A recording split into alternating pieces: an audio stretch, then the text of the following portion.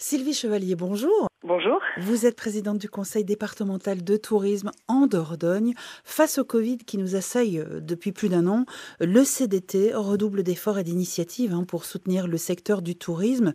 Une campagne 2020 qui a été des plus fructueuses en communication.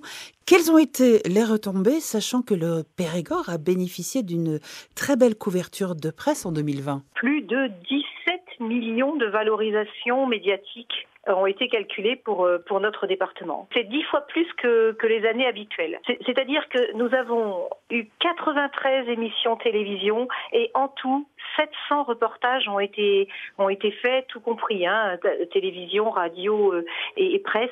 Il y a eu 700 reportages sur notre département qui ont été faits à l'issue de la promotion que nous avions pris le risque de faire au printemps dernier. C'était une nécessité, Sylvie Chevalier, d'investir justement dans ce secteur avec la crise du Covid ? Nous avons estimé que c'était une urgence. Notre économie touristique, qui est une des 3 grandes économies de notre département, qui représente plus de 1 milliard exactement, de retombées financières sur notre département. Il était absolument nécessaire qu'on fasse notre possible pour soutenir toutes ces entreprises-là. Et notre possible, c'était de prendre le risque, de faire de la promotion et d'éclairer notre département qui se trouvait avoir justement les qualités attendues par de si nombreux citadins qui ont souffert pendant le confinement.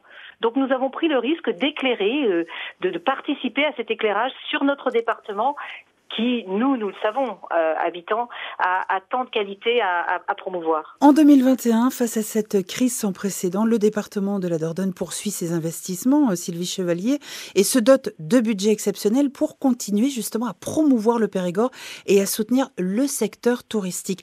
Quels sont vos objectifs en 2021 ? L'objectif, c'est de relever le même défi qui a été réussi en 2020.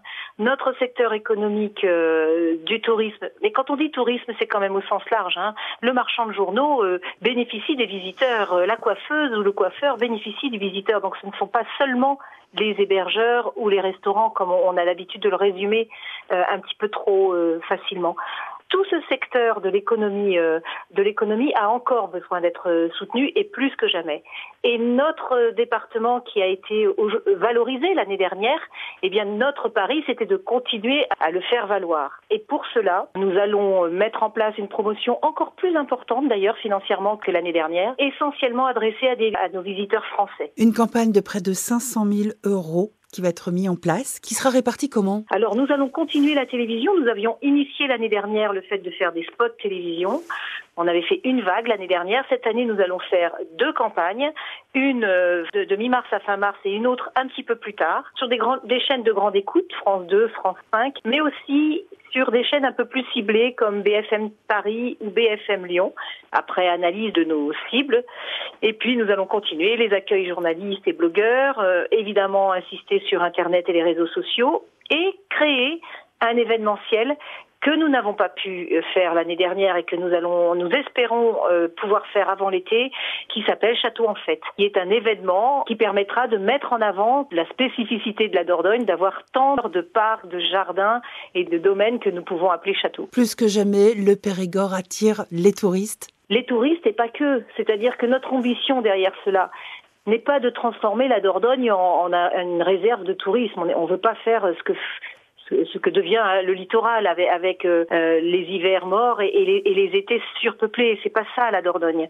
Mais en attirant les visiteurs, en attirant les touristes, nous espérons fidéliser les gens et leur donner envie de s'implanter chez nous, puisque la Dordogne a besoin de ce dynamisme-là. Merci Sylvie Chevalier, vous êtes la présidente du conseil départemental de tourisme en Dordogne. Merci Marie-Dominique.